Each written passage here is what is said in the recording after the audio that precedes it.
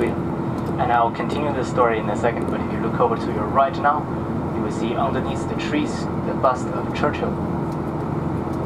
And that's where the few tourists are there as well. And I'll just tell you the Churchill story before the Gideon. So that park is called the Churchill Park, and it is to commemorate British help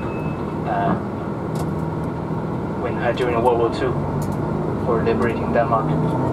And the bust of Churchill, he is looking down at the grass, and many people have wondered why.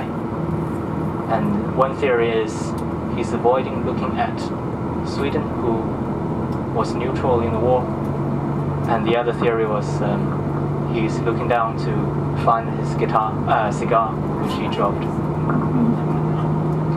So continue on with the Gideon story. So the Gideon goddess made a bet with the king of Sweden and she said, I will plow out some land over the night, and you will give me as much of land as I can plow out during this night.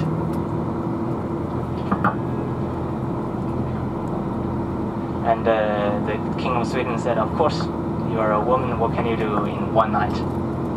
But she was a goddess, so she turned her sons into 4 oxen. So these were the 4 oxen you see at the base of the fountain. And she plowed out a huge chunk of land, which then she threw into the sea. And that land becomes the land we're standing now today. And if you look at the map of Sweden, you will see a chunk missing and a big lake, exactly the same shape as the island we're on now. We're now going to do a 40 minutes stop here, 40 minutes stop at the Amalienborg Castle. Here, I would suggest that we walk together to there when we get off the bus, and you can hang around there and walk back at your own leisure. There is a free toilet on your right hand side, the souvenir place. Inside there's a free toilet you can use.